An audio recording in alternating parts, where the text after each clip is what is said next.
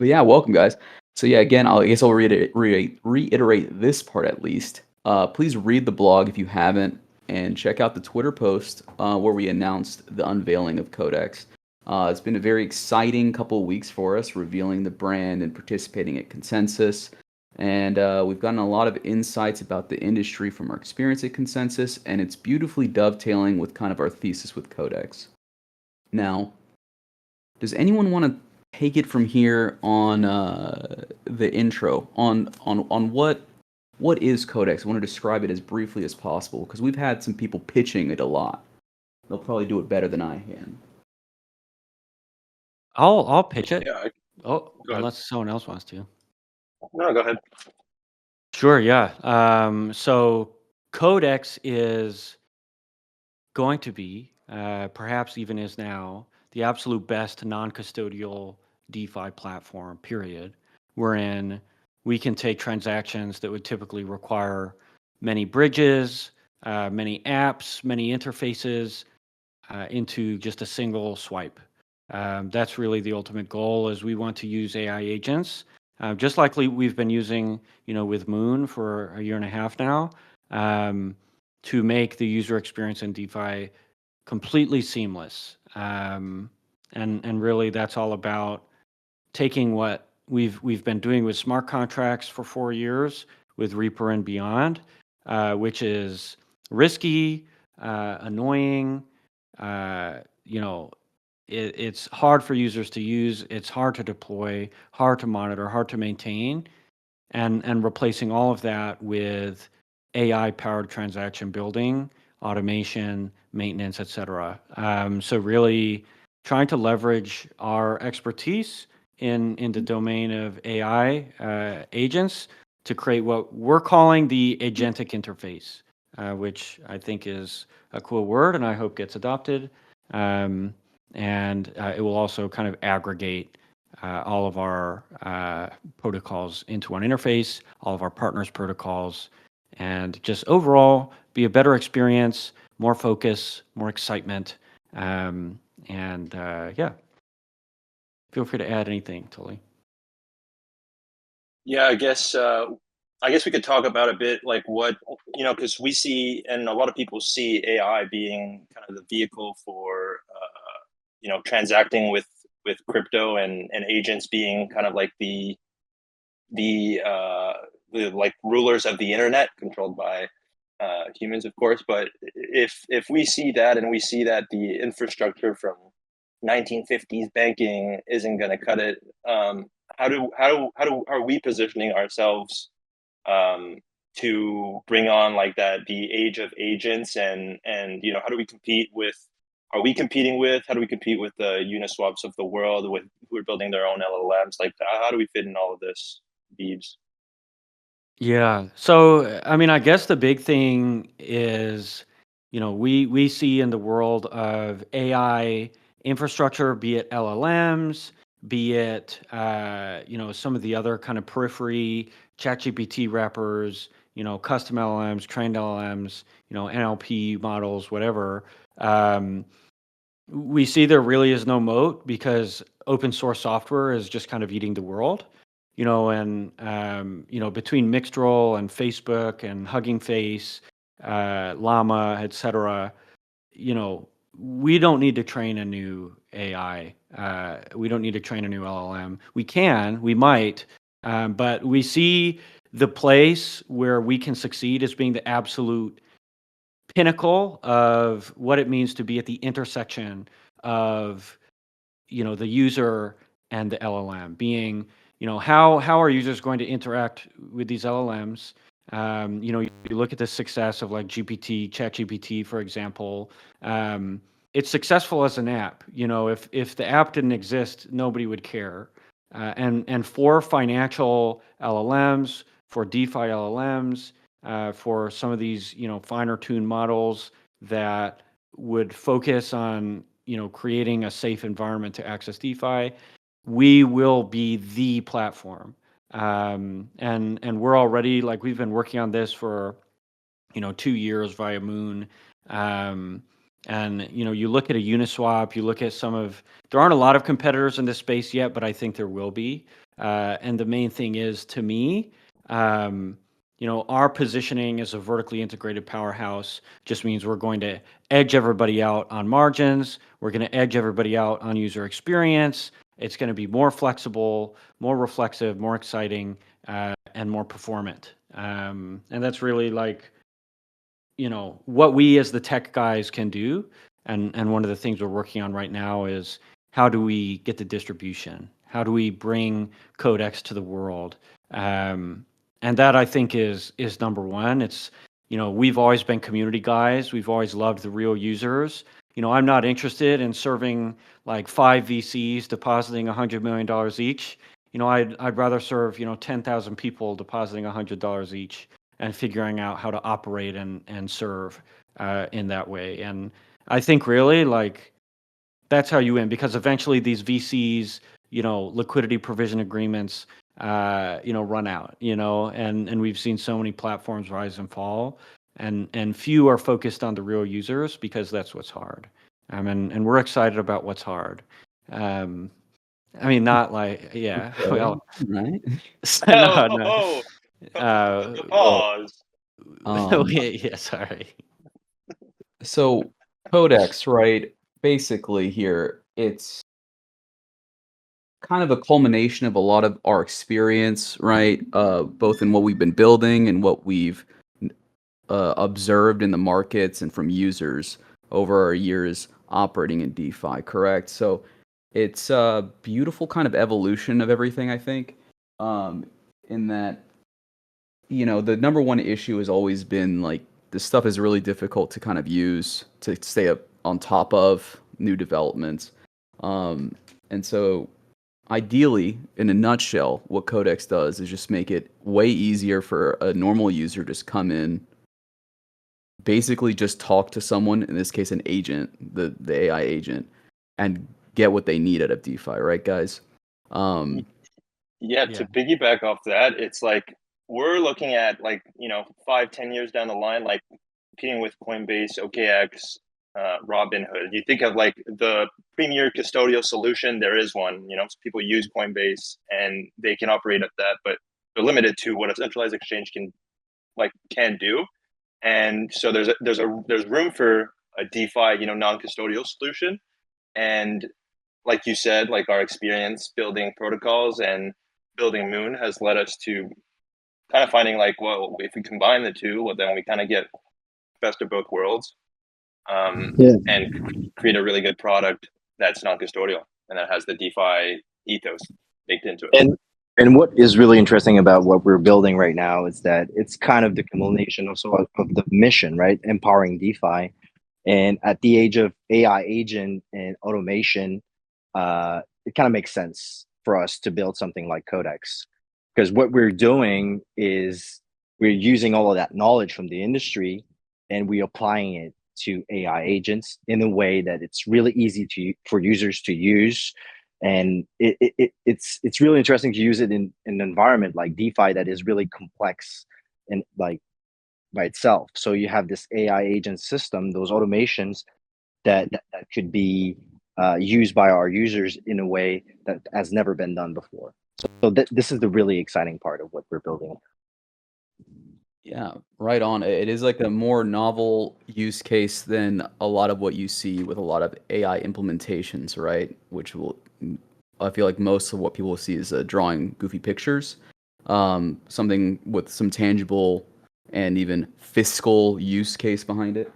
And again, tying it back to kind of our experience here and kind of how this is a culmination of the work we've done, right? So we have experience kind of layering on these different DeFi products and making them interoperable and kind of allowing them to connect on the back end, right? We think of like Reaper and yield aggregation, right?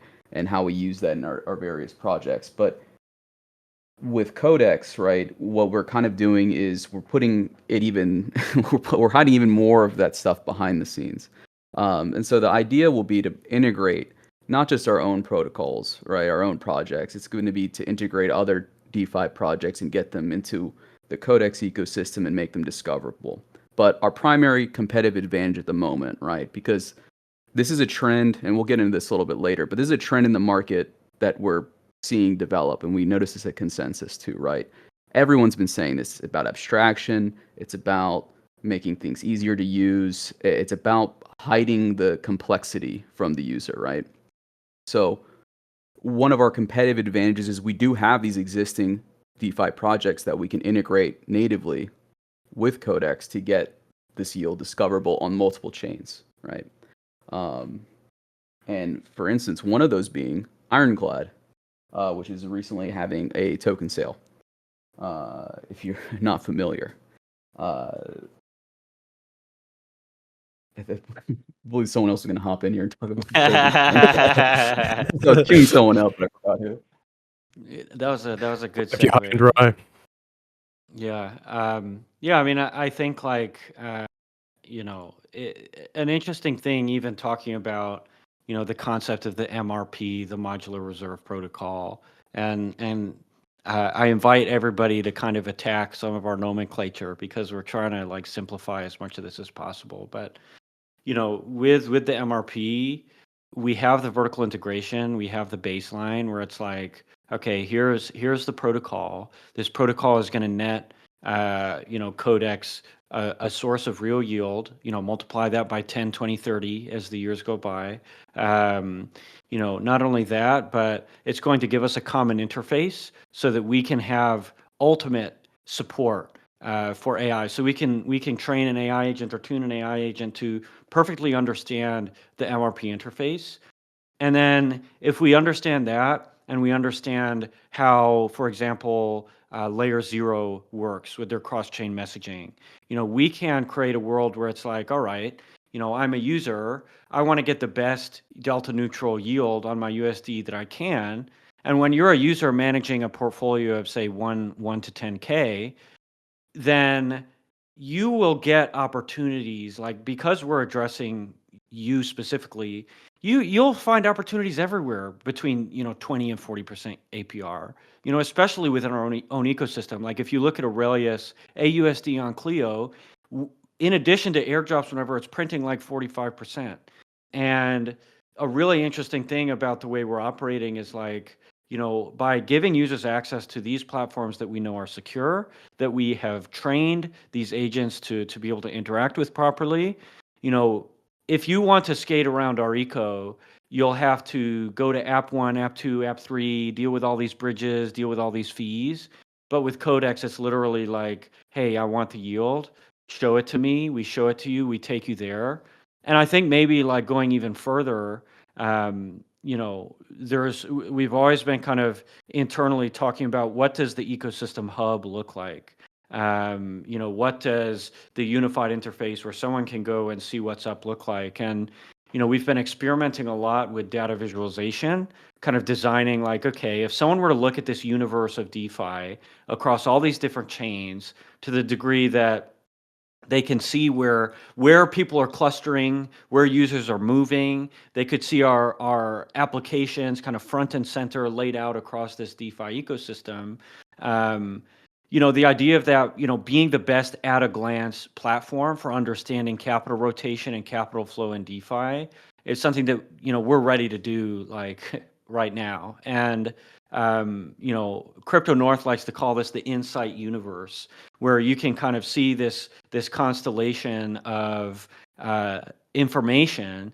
You can click in and drill in and suddenly like, okay, you see a bunch of wallets clustering here. Let's click on it. Let's see what they're clustering around. Okay, here's a protocol that's really interesting. This protocol is on, let's say, Polygon. You're over on Mantle. Instead of needing to whip out 4 websites, go to I need to swap to the right asset. Okay, I need to go to the bridge. Okay, I need to swap to a new asset now that I'm on the chain because the bridge only had liquidity for this other asset. And then I need to deposit in the position, which is absolutely insane. You click into this cluster, you see this cool protocol with this cool yield. On Codex, it's just a click. And all of the things that I talked about you doing is now an agent doing 100 times faster, doing way more reliably, way more securely with kind of built-in security around the block. And I think that is what is really exciting to me is for the pro, it's going to be faster, it's going to be more responsive, it's going to be honestly more fun and have better feedback overall. And for the newbie, it's just like, here's this world that I can explore. I don't need to understand all of it yet, but what I can do is I can just kind of drill in and poke and prod and see what happens. And the agent, instead of the user tripping and falling, accidentally burning some assets, accidentally bridging the wrong way, paying too many fees, aping into an LP with zero liquidity, whatever. Um, for them, it's all done by this agent, and that agent knows exactly what it's doing. And I think like the idea of agentic interfaces, people say intense, but I think what we're doing is a lot more than intense. Like we've been doing intense for over a year now. They're cool, but it's like, okay, a limit order, all right, you have some cool security features. But to us, it's all about like what of this shitty experience can we offload to AI, and how can we do it in such a way that it's like really kind of um, constructive and generative, and users feel good about instead of feel apprehensive about. Any comment, North or Tolly or AS or Corval or Charles on Yeah, the Insight universe and some of that? yeah, that's definitely the feature I'm most excited for personally. I think, even if you're a pro and you go on Dune and you know how to use Dune, you go on DeFi Llama and you get like a list of APRs, you want to secure the best yield, like you can do that, but looking at a list, looking at a table is, just one part of the equation. You don't know how long that yield program is going on, if it is real yield, if it's due to emissions, if there's, if it's a small protocol and that yield's about to get diluted. And so combining, visual data visualizations and seeing, like the social score, seeing stuff that we're all going to combine into the Insight universe is going to be so intuitive and so interesting to like really view the opportunity cost in DeFi of bridging there and going there, and our agents as we go are just going to get better at guiding people and making better decisions that way. So what's really cool about this architecture, and it's crazy how the product came about like so intuitively for us, is just like like all these features that we've been working on as like tech by itself now kind of like form this beautiful product that's going to be good for the power user and a newbie. So yeah, I love the Inside Yeah. Universe a lot. Yeah, the timing is really perfect in my opinion. What really excites me, it's also a moment where we can rethink user experience. And I mean, the way people have been thinking about DeFi has been really this like there's no real difference between how they were thinking it in user experience, like from it was almost like the same way finance bros were doing it, right? But with DeFi. So we needed a moment in order to reduce friction, to rethink the user experience in a way that would empower users and make them feel comfortable with a process that could be stressful sometimes. But with that layer of AI and AI agents in the mix, you just have this level of abstraction and this level of ease of use, uh, like the data visualization principle that we're bringing here, that kind of unleash new possibilities for the industry. So this is really exciting to build the future of what DeFi could be with those type of features like the Insight universe. I really believe that this could be leading the way to how we're going to be interfacing with that type of data, at least for some type of users. I'm not saying Yeah, that the old way is going to disappear, but this might be a new norm. So it's really yeah, exciting to have us building this right now. yeah. I think Beavis, I I think think. it. Oh, Oh, go sorry. ahead. I think maybe if you want to touch more on that, I was just maybe we could talk about like how Codex is the DeFi discovery layer. Sorry. Oh yeah, sure. I mean, yeah, I'll kind of dig in on how we see long term Codex, making kind of step change improvements to the DeFi industry as a whole. Um, you know, there's kind of this systemic issue with uh, venture capital, et cetera, where like VCs are generally afraid of DeFi, It's really hard to operate. It's really hard to invest in because you really need to understand, how the yield is produced, how to capitalize on it, where to capitalize on it. And because of that, it's like the application layer, DeFi especially, gets totally neglected. And while we were working on Ironclad, we were talking a lot with the OKX team, and they have this product called OKX Earn, and I was honestly flabbergasted, if that's a fun word to use, when I saw it, because they're giving users of their centralized exchange access to like single-sided lending positions, and other kind of really low risk opportunities like ETH staking.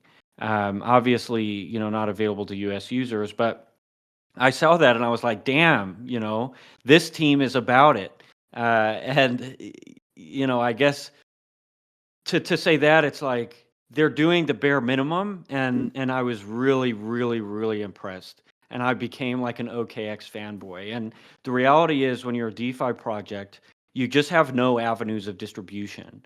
So every crumb of attention that some of these centralized players, can give to the industry is like totally, usually pathetic. And so what we see with Codex is the ability for DeFi teams, give them the distribution. So essentially, be able to focus on onboarding net new users, net new capital to DeFi, focus on advertising, focus on reaching outside of the DeFi bubble.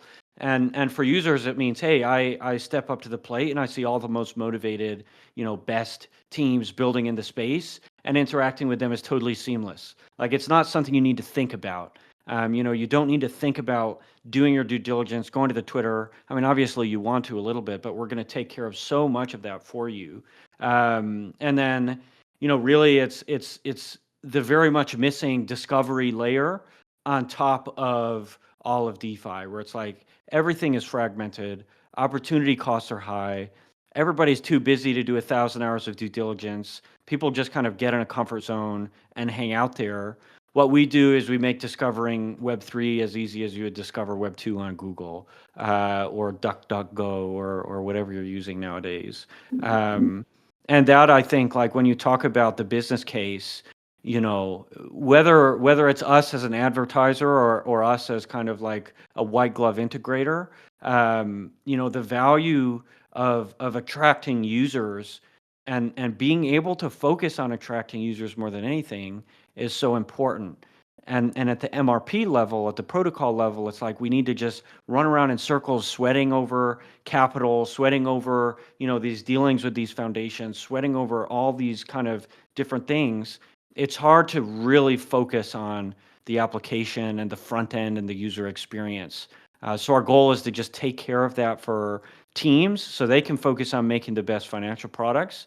And then for users, the goal is like, we're going to have the best curated, set of protocols. We're going to have the best data. We're going to kind of try to alleviate a lot of the challenges and the concern. And anywhere where it's like, due diligence related, it's, we want you to be able to visit a page and do all your due diligence right there.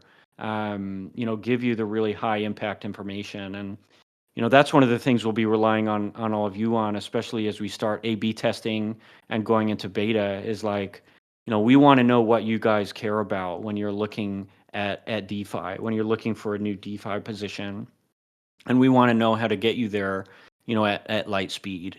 And the thing I like to say is, a measuring stick, at least in the near term, is like, if we can take a user from onboarding fresh capital to ETH mainnet or to Base, if we can take them from there, let's say they onboard USDC to Base for low fees, in a single swipe in less than 10 seconds, if we can get them earning 20% APY on ETH in Pendle, without needing to know anything about it or get confused by what the hell interest rate swaps are, that, I think, is a good measuring stick, and I think it's something we're totally capable of doing. And really, what that is it's like, that's a bridge, a swap, and one of the most hard to understand deposits in the game. And if we can make that so abstract, it's like brainless, then it's just like I think we win from there. And at that point, it's just replicating across all of the most useful DeFi primitives in the business. I think also like the benefits or the strategy behind Codex in integrating other protocols uh, kind of is a symbiotic relationship where when people are onboarded onto Codex, first of all they have a better experience, but you don't take away the fees that that protocol is making. So protocols are incentivized to give their users a better experience, and so if we can see Codex create like a reflexive loop of people being on board, communities being onboarded, and then more users like using your protocols, generating more fees for the platform. And if you start that loop, then other protocols are going to want to join. And in consensus, and even before that, there was kind of a meme of like TVL is not a good metric for protocol health, and it's kind of true. And Codex kind of circumvents that, and kind of we're looking at volume more than anything. And TV, like we don't really need TVL. We can essentially borrow TVL, and then for MRPs, then we also benefit from that because more protocols get onboarded, more communities get onboarded, and those communities will go on to the platforms with the most competitive yields, and our platforms, are going to fight to be the most competitive. So that the other part of it is the yield game is just going to become much more competitive as Codex grows and gets adopted. So that's really exciting as well.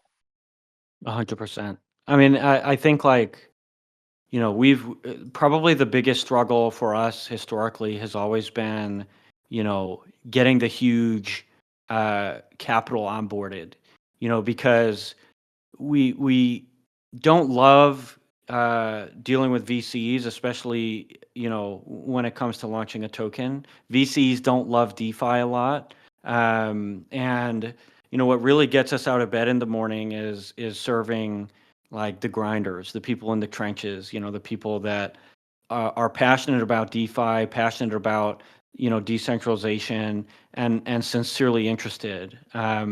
And what Codex allows us to do is it allows us, of course, to give distribution to our own native applications.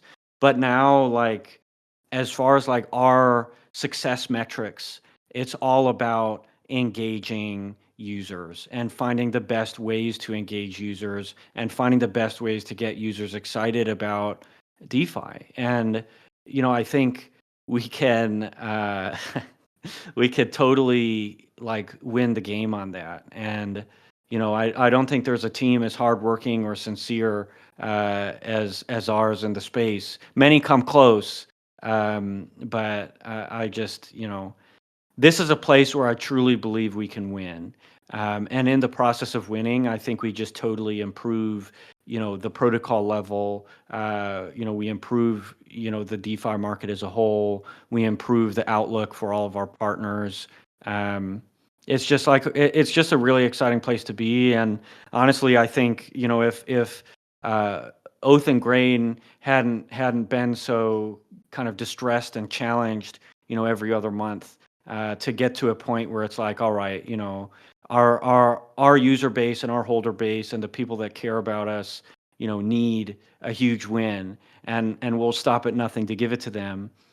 I think if we were to try to prop up the core protocols and centralize everything around the single token, that we would have never gotten to this point so soon.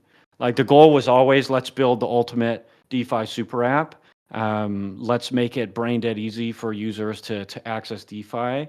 And kind of thanks to the merge, thanks to everybody kind of getting together and being like, hey, we need to figure out where we're going to win. That I would say has sped up our timeline to Codex, or what is now Codex, by at least a year. So really appreciative of everybody that's kind of stuck with us and tried to maintain the excitement. Right on.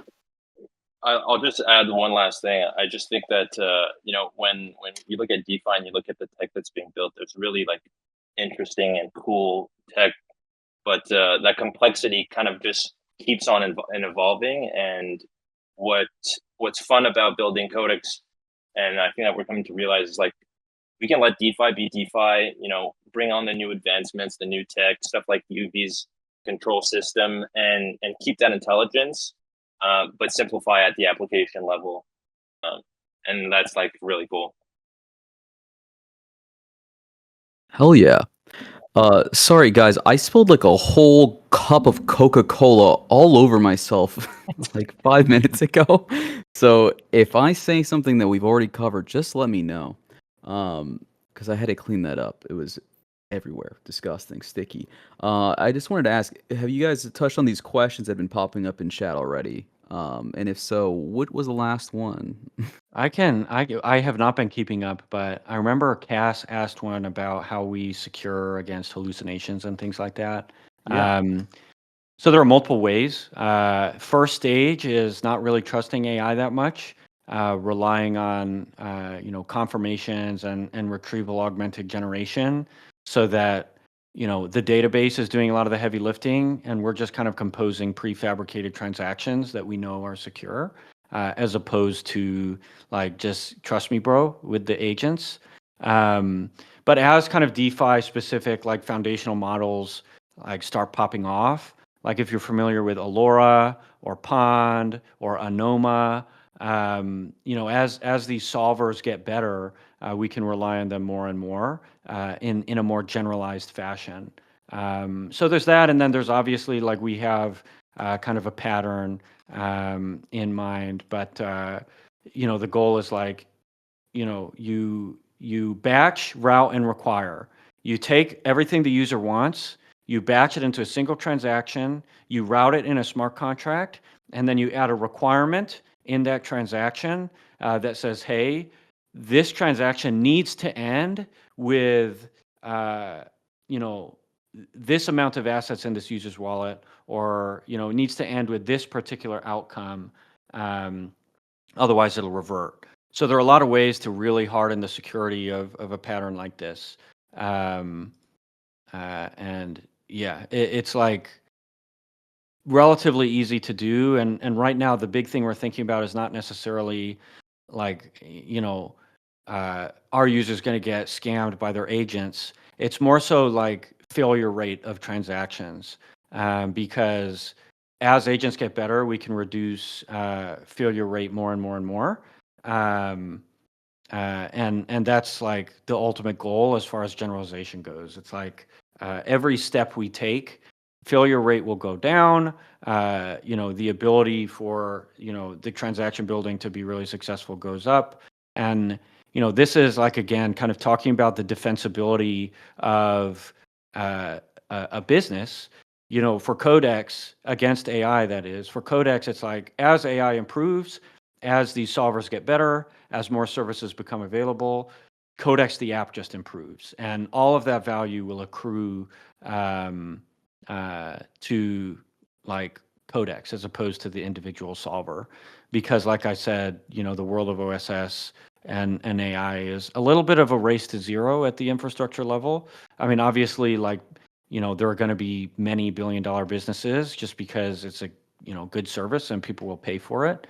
But it's also something that anytime, like, if someone wants to charge you too much, you can just use an open source model. So shout out to the open source community, making applications more and more relevant every day. But yeah, that's hopefully that answers your question, Cass. Any more questions that we saw? Yes, there's quite a few. I've been going through while you were answering that. It seems like some of them have been answered by other people in the chat, so I'm kind of just scrolling through to make sure we're not retreading ground again. Yeah. There was Okay. one. There was one that might be nice to hit on the awareness end and the marketing side, where we've had some great products in the past.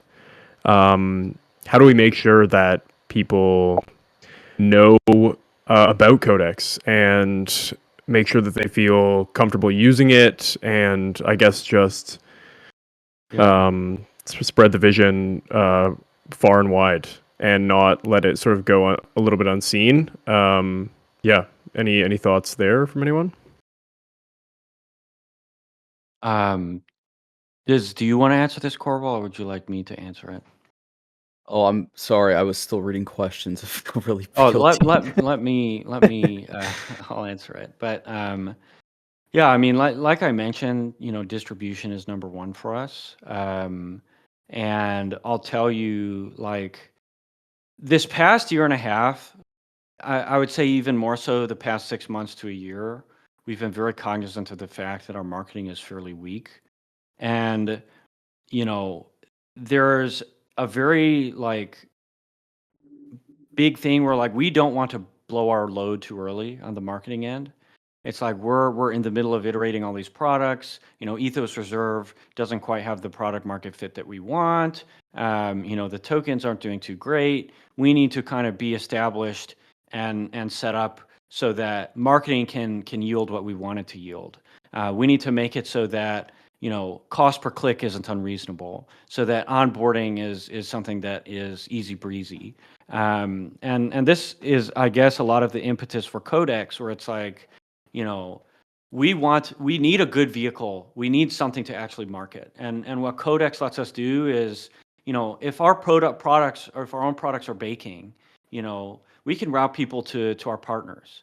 And what that really allows is like a wide open space for us to market the product and communicate the product. And so we've definitely underinvested in marketing in the past. But I'll say like a lot of that was because we weren't quite ready to scale. And I think Cod3x is literally like us saying, hey, this is going to be the tool that we use to scale up not only the MRPs, but we use to scale up our distribution and our business as a whole. And I think one of the really cool things is, in building on Mantle, building on Mode, building on Fractal, we're doing, a ton of crazy stuff with Optimism that will be announced in the next few weeks. We've built like a huge connection of people that not only can support us on the marketing end, but are like excited to support us on the marketing end. Excited to kind of dive in and help kind of solve bottlenecks and pain points. Because I mean, just kind of in the same way that you guys do, like there are a lot of people in the industry that hear about what we've built and how we've built it in our history and freaking get pumped and get excited. Excited to help us like take this stuff to market. And we've kind of been building up this huge Rolodex of people kind of ready to jump on board Cod3x and really like hit it home. Because there's never been an opportunity to distribute DeFi products like this ever.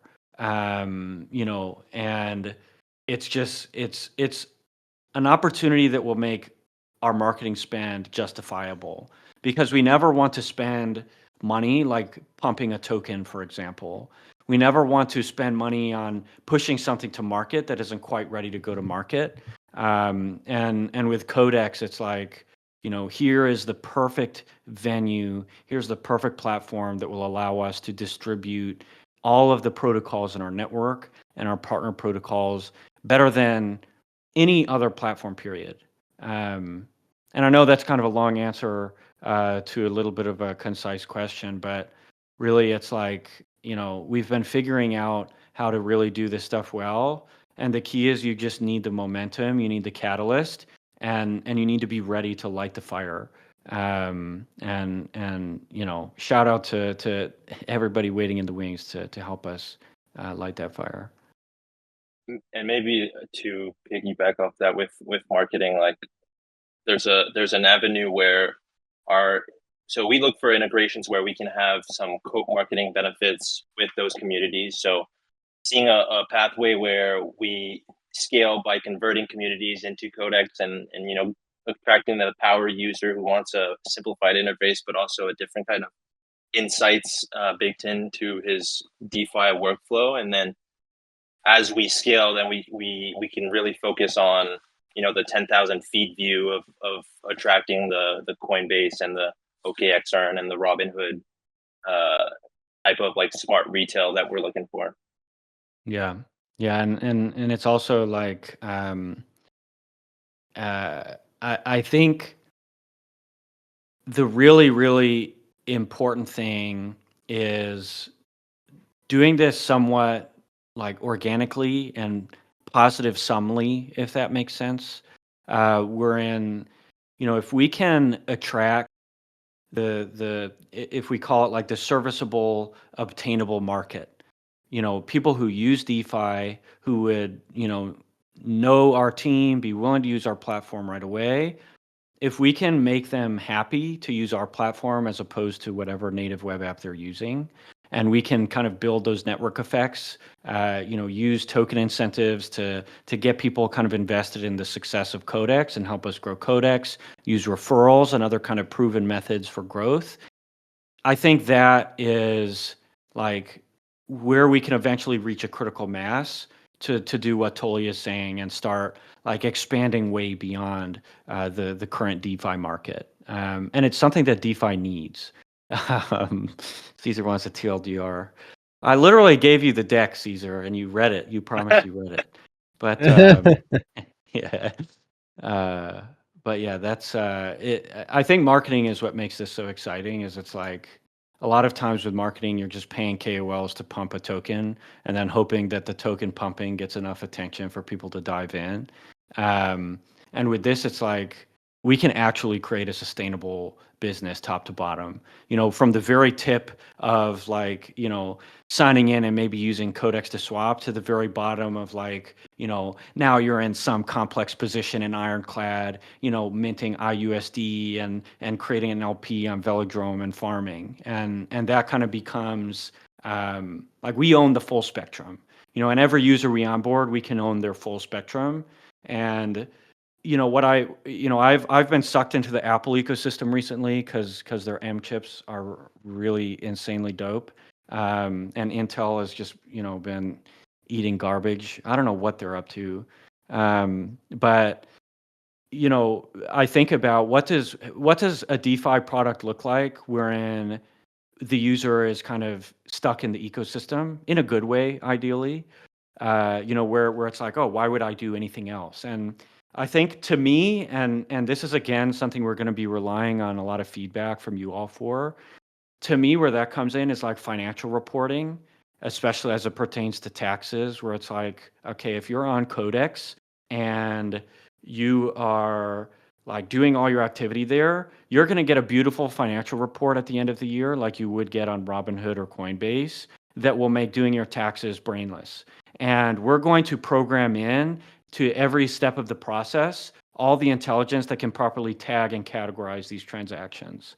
And it's like, why would I use anything but Cod3x if it's just going to make my tax season more annoying? And adding those services, just having them pile up. So it's like, obviously we're going to try to bake these in natively to your ironclads and your glyphs. But I think on Cod3x, it's like we can really kick it up a notch.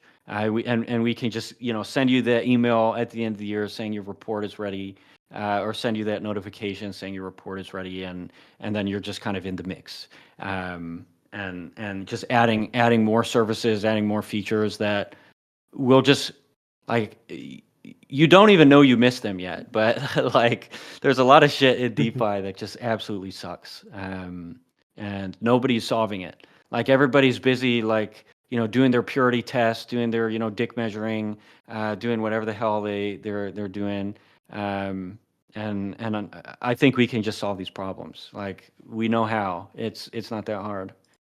Yeah. On. It's almost hard to see when you're like you've been in the space for a long time and you are, quote, a power user. It's almost hard to like envision how easy things could be.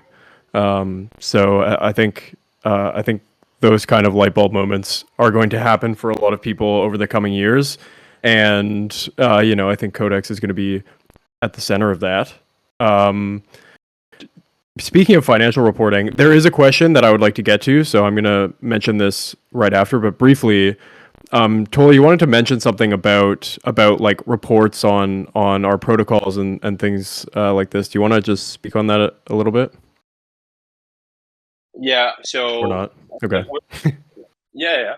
So what we're trying to do, with this MRP and kind of like centralizing a lot of some of our resources towards Codex and the MRPs as like one single unit is, like when we're launching stuff like Ironclad and, collecting fees from Ironclad and working with Codex, we're going to be launching reports at a reasonable rate, and we'll have to decide if it's going to be quarterly or every other month or something like that, just so that you guys understand as well, like outside of Codex, the ecosystem that we're building in DeFi and how we're making fees for you for the staker of that ICL token and other MRP token, and then seeing also the value capture coming back to Codex. Yeah, and like we're getting a point tech wise, and if you haven't been reading UV's papers, you should be reading UV's papers. If someone wouldn't mind linking them in the messages, like we're going to have the most advanced DeFi software at the protocol level, period, within the next 6 months.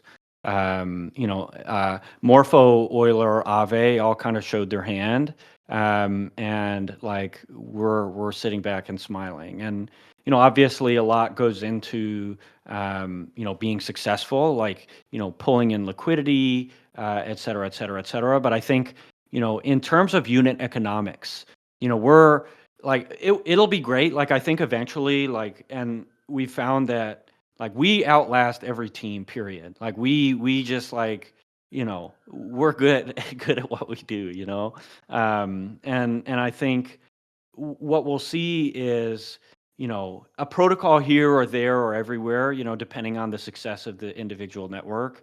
Like sure, we can become a 9-figure, even a 10-figure player on a network, but I think what's really compelling is if you remember back in 2021, like or even early 2022, a big thing we were talking about is sustainability. How do you not just hemorrhage tokens and hemorrhage cash and just dilute all your users to absolute abysmal levels? The way you do that is by engineering sustainable financial systems, and we've gotten to a point where conceivably, maybe even beyond conceivably, our systems are powerful enough, nuanced enough, and adaptive enough to, in any market condition, at any scale, be sustainable and produce enough, flow of revenue and fees such that we can scale up, we can scale down, we can scale left, right, sideways, without needing to kind of run around in circles and put out fires. And to me, that's the real power of the MRP. It's like we know we're going to have the best tech. We've been pouring blood, sweat, and tears into that for the longest time, and now we have a system through kind of this horizontal growth engine. We're in like we don't need to freaking rent seek at the protocol level. Like we don't need to extract cash from all these different protocols. It's really like we can create these sustainable cash flows, and if we need to kind of generate more mass, it's just a matter of closing another deal with another network. Because the goal is like if you can give let's say Ironclad, if you can give the Ironclad staker everything, and you can outperform every single other unit by unit protocol on the network, in the long time frames, you're going to just dominate. And we're going to be doing that everywhere. And the fact that we can just keep iterating at the protocol level and keep dominating tech-wise at the protocol level, and I hope that we can keep doing that even as our focus shifts toward marketing and distribution. It's just an exciting place to be, and I think like we're so uniquely positioned. We've been able to get here without VCs. We've been able to get here without giving up our butts, and it's literally like all of us can work together and just like edge out every other kind of protocol trying to do the omni-chain thing, simply because we're native, we have more endurance, we have more stamina, everything is organic, and everything is cooler. At least I think it's cooler. Like our branding team freaking goes ham. And I don't watch MCU movies, and I know this is cringe, but like having the Marvel universe of protocols, and in the same way, like you might think about Barachain as having a badass ecosystem, or Mode, or Mantle, or Polygon, or Optimism as having a badass ecosystem. We're going to be in that same boat with Codex, where it's like we're going to have a fucking badass ecosystem, and all these projects are going to be absolute killers, and we're going to be totally chain agnostic. It's the Codex ecosystem. We're at the top, we're at the highest level, and we're going to be able to create this network of like, joy and beauty. That's how I talk about finance now. But that's what's like insane about this. Even as a holder, like when you think about, like, over the past few years, if you're holding some DeFi tokens and you're like, you love DeFi, you're a big DeFi power user, and you're like trying to tell your family, trying to tell your friends like, oh, could come on in this, like, this is really cool, like, be interested. Like, I personally like didn't really do that because it's so complicated and so like, there's such a steep learning curve. What's exciting for what I'm excited for holders and being a holder myself is, being able to point to something that's like extremely intuitive and can really get people like DeFi pilled, and doing that in a way that's not like, oh, you just have to buy a 4-letter like WFRX CSTX ETH, and loop that on this platform and use these 4 bridges. Oh, you might have lost that on that bridge, and it's like, this is something that I can like actually recommend, and yeah, so like that organic growth is extremely important. I think we're going to be able to achieve that really well with a product like Codex. And I think like every time we deal with like a third party, it's like tremendously annoying, and performance is less than expected. So I think like we're always going to keep looking to vertically integrate. We're always going to keep making sure partnerships are positive sum.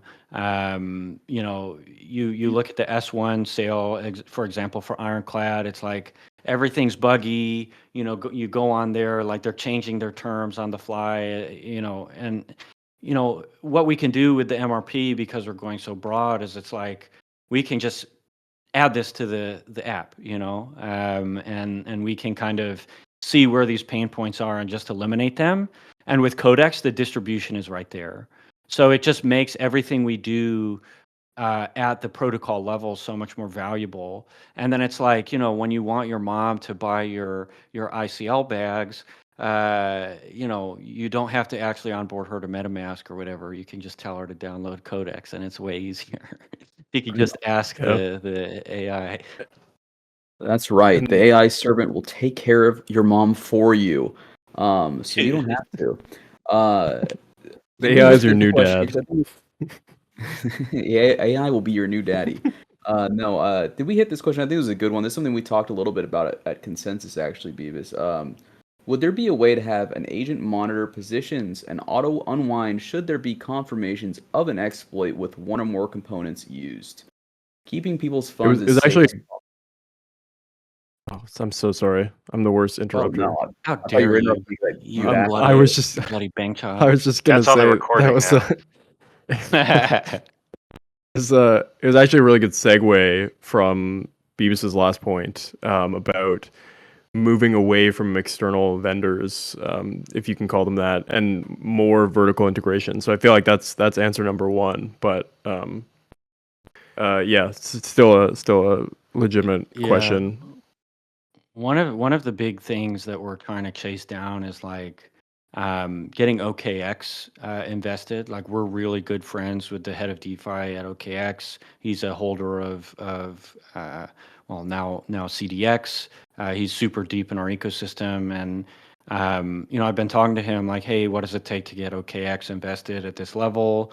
Do you think they'd help us like get listings kind of across the board with all these underlying protocols? And I'll tell you, OKX list projects for free.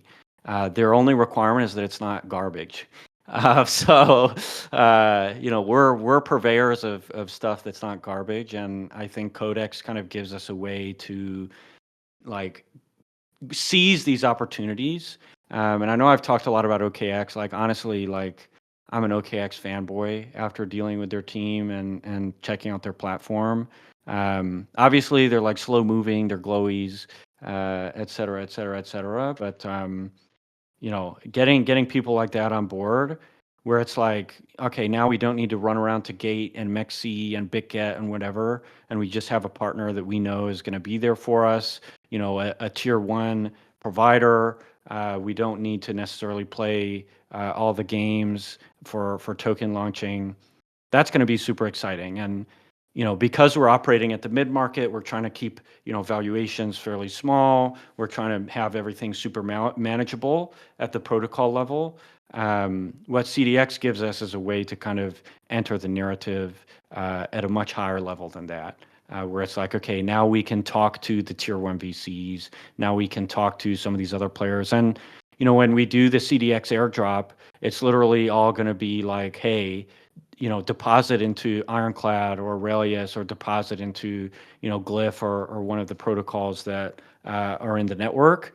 Use the CDX app, check it out, and get rewarded. And the same applies in like our dealings with VC. It's like, hey, like, okay, you don't need to make a choice of, okay, am I going to deploy capital on Mantle because this protocol is there? Do I need to like sign this LOI? Do I need to do all this complex stuff? It's like you have the a la carte menu of whatever you want.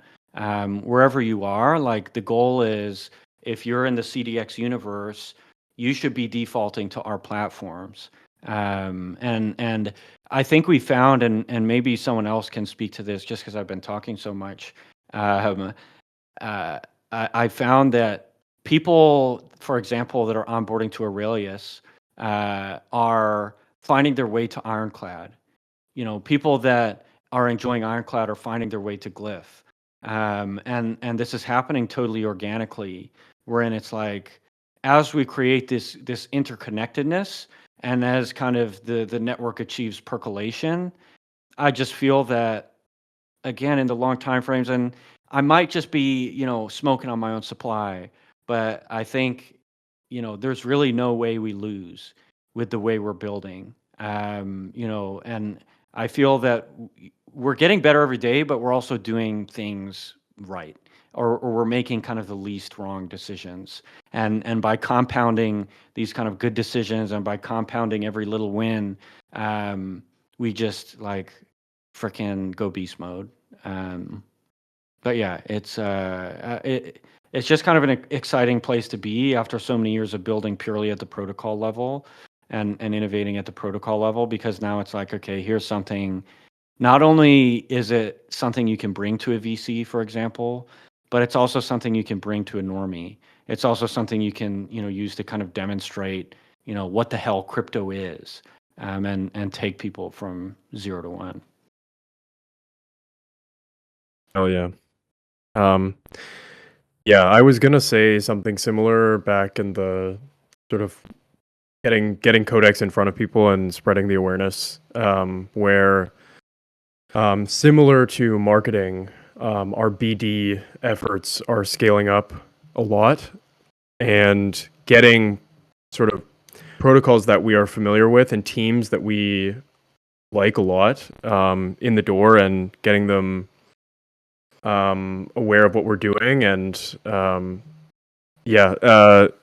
those kinds of efforts, like similarly to how Aurelius users are finding Ironclad, like we can tap into partner protocol communities easily through BD efforts, which is kind of the organic growth that JB was talking about, where it's not a bunch of Twitter shilling. It's organically working with very smart people around the industry and tapping into the communities that they have, and organically letting that message and our what we're doing spread to them via other teams, boosting our stuff and recommending us. So we've gone over an hour. I do personally would like to do some actual work. I have to do some of that. But that was a really awesome convo, and I appreciate Justin for talking so much.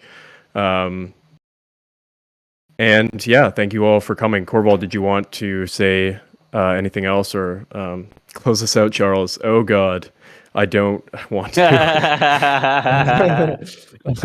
Anything else that we want to touch on, Corval? Maybe you can close this out.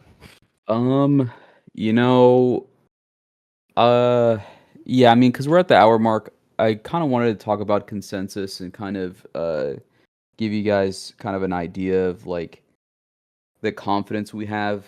I mean, we've talked a lot about it, but you know, the confidence we have with our positioning in the market at the moment, and the kind of direction that we're going, it seems to be uh the path, right? Like a really strong path that we're heading down. And I know we had a lot of other questions too, but you know, we're gonna be doing these again, so maybe we can cover it next time. Um, and I just want to thank everyone for showing up, you know, and being so active in the chat. It really means a lot, I think, to the team. At least it means a lot to me to know that people are so active and invested in our progress and willing to participate. So yeah, thank you guys all for showing up, and I guess we'll see you at the next one. Yeah, let me just give you the list of the worst cities in the U.S. Yeah, yeah, yeah. Yeah, totally, All right. totally. Road trip blog coming soon. He's mad because Yeah. Biden deported him. So on the way down to Austin, I left my passport in the plane, and so getting back to Canada, I had to take 36 hours worth of buses and trains from Dallas. So here are the worst cities in the U.S., and I say that visiting them only through the Greyhound station in that city. So take that as you will. So I think we'll start off with Sulphur Springs, Texas. What a good I'd say name. like that's top 3. Then I'd say probably number 5 would be Texarkana in Texas. Texarkana. Yeah, Little Rock was fine. Vimy Ridge in Arkansas. Vimy Ridge was fine in Arkansas. I don't know where I've been in Mississippi, but I've been there. Jackson, Tennessee is definitely in the top 3 worst cities. Nashville was fine. Kentucky, Louisville has a great Wendy's next to the Greyhound station. Cincinnati in Ohio was okay. Dayton, Ohio was horrible. Stopped in Detroit, stopped in Toledo. Yeah, I think honestly, I'd say the worst is probably Sulphur Springs, to be honest. Great. And Totally then actively shrinking our addressable market. You're captivating guys. 34 people right now, totally. But I will say the bus system and the train system in Canada is infinitely nicer and cleaner and just better, and I have to say that. All right. Everybody in the audience, please invoice Tolly for these 10 minutes. You can send it to, well, never mind. I'm not going to. Don't forget, XYZ. check out Ironclad. Let's go. Check out the Ironclad. Check out the S1 sale. Their platform is like not letting people buy anything, you know, so check it out anyway. Go check it out. You can't do anything there, but yeah, pure agony. But we've got an awesome O token airdrop coming up. So if you're not using Ironclad, you should be. It's gonna be fucking dope. And yeah, otherwise, keep an eye out. We'll let you know if anything cool happens. Thanks, everyone. Have a great rest of your week. Move to Canada. Bye, everybody. Goodbye. I guess I'll see you guys later. See you guys.